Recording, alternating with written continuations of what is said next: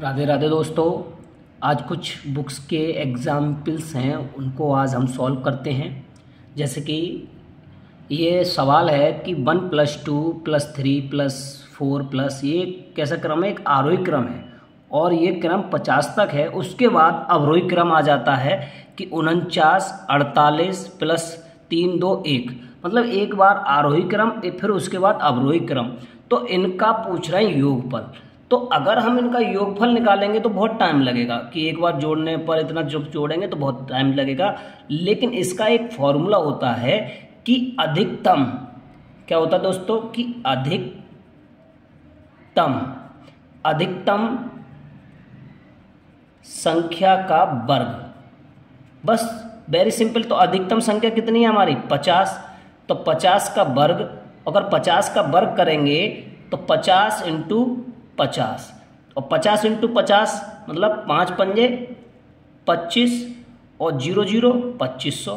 तो इस तरह से ये हमारा सवाल सॉल्व हो जाता है। नेक्स्ट सवाल है कि प्रथम 40 प्राकृतिक संख्याओं का योग कितना होता है?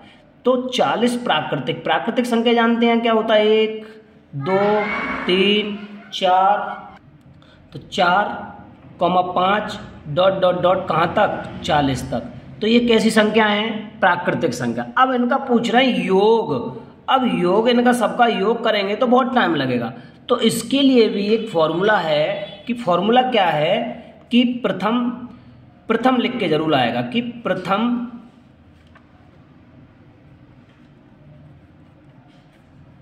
प्राकृतिक संख्याओं का योग ये प्रथम जरूर लाना है। प्रथम का पूछा है तो फॉर्मूला होगा n+1/2। n यहाँ पर जरूरी नहीं है, हम स्मॉल या कैपिटल ले सकते हैं, कोई प्रॉब्लम नहीं है। तो अपना फॉर्मूला है। तो n हमारी क्या होती है? ये संख्याएं। n क्या है? ये संख्या कि कितने तक पूछा है। तो उस संख्याओं की जगह 40 + 1/2 अब इसको सॉल्व कर लेते हैं। सॉल्व करने का क्या तरीका है? ऊपर नीचे भाग दे दिया हमने, 20 बार गया तो 20 और 40 और 1 कितना हो गया? 41। तो 41। अब इसी तरह से 41 दूनी 82 और ये 0 लग जाता 820।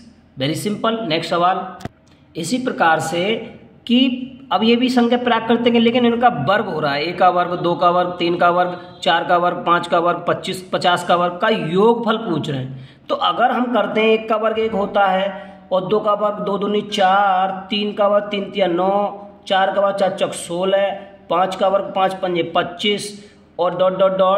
और 5 पंजे 25 और 50 का वर्ग 2500। अब इनको जोड़ेंगे तो बहुत टाइम लगेगा। तो इनका भी कि वर्गों का योग पूछा जाए फॉर्मूला, तो फॉर्मूला उसमें भी हम यूज कर लेते हैं। क्या होता है?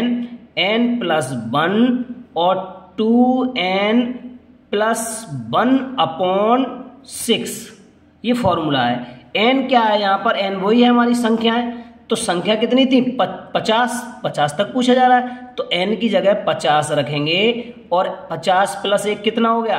51 इंटू 50 दूनी कितना हो गया? 100 और 1 101/6। अब इसको सरल कर लेंगे। अब सरल करने का कोई भी तरीका होता है। अब देखो 2 का ऊपर नीचे भाग चला जाएगा, 25 बार इसमें चला गया और 3 बार इसमें। अब 3 का भाग 3 1 कम 3 और इसमें 17 बार और 25, 17 और 101 का हम मल्टीप्लाई कर लें। मल्टीप्लाई हमारा करीब आ जाएगा 42,925। ठीक है ना। नेक्स्ट सवाल की बात करते हैं। अब सवाल हम नंबर अगला है कि ये कह रहे हैं कि a का क्यूब। अब यहाँ पर क्यूब मतलब घन की बात कर रहे हैं। +2 का क्यूब +3 का क्यूब +4 का क्यूब ...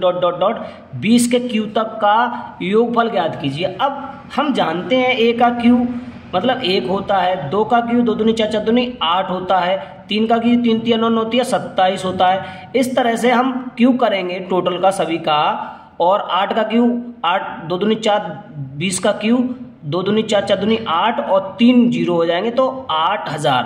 तो इनका जब हम टोटल योगफल करेंगे तो बहुत टाइम लगेगा। तो इसके लिए भी हमारा फॉर्मूला है। फॉर्मूला क्या है कि n और n+1/2 का होल स्क्वायर। फिर इसमें हम फॉर्मूले में लगा देते हैं। n कितना है हमारा, n हमारा लास्ट कितना है, 20 तक पूछा हुआ है। कितना है ये, 20, तो 20 है हमारा n कितना है, 20 तक पूछा है, तो n की जगह 20 और 20 और 1 21/2 का होल स्क्वायर।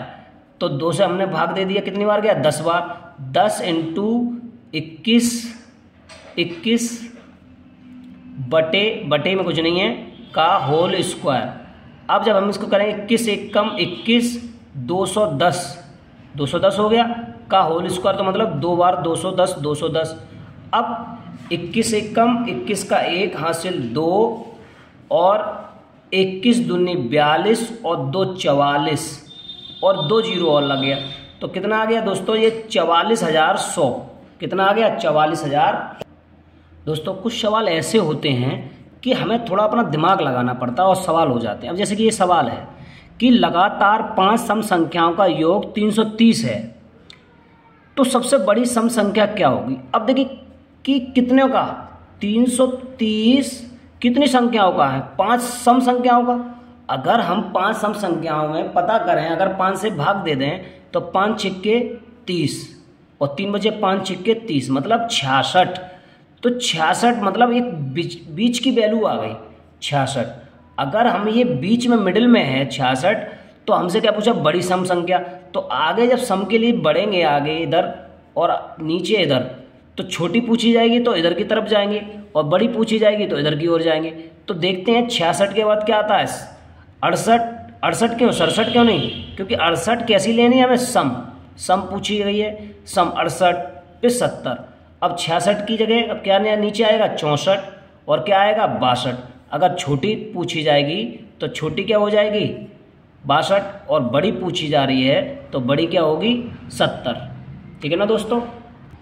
देखिए दोस्तों अगला सवाल कितना बढ़िया सवाल है कि 2 संख्याओं का योग 36 तथा अंतर 24, तो बड़ी संख्या का मान ज्ञात कीजिए। अब देखिए बड़ी संख्या और छोटी संख्या 2 ही संख्या हो सकती हैं, तभी तो उनका योग और अंतर है। तो इसमें वेरी सिंपल है, थोड़ा याद रखना पड़ता है। अगर हमसे बड़ी संख्या पूछी जा रही है, क्या पूछी जा रही है, बड़ी संख्या। बड़ी संख्या में क्या करते हैं, योग प्लस अंतर और बटे 2, वेरी सिंपल, बटे 2। और अगर हमसे क्या पूछा जा रहा है, अगर हमसे पूछा जा रहा है छोटी संख्या, क्या पूछा जा रहा है, छोटी संख्या पूछी जा रही है, तो छोटी संख्या में क्या करते हैं कि योग माइनस अंतर बटे 2, बस। उसके बाद क्या हो जाता, मान निकल आता। अब जैसे कि हमसे पहला पूछा जाए बड़ी संख्या, तो बड़ी संख्या निकालते हैं। योग कितना है 36 और कितना है अंतर 24 बटे 2, और 36 और 24 कितना हो गया, 36 और 24 60 बटे 2 बराबर कितना हो गया 30। ठीक है ना। अब अगर हमसे अंतर की पूछा जाता है 30 आ गया।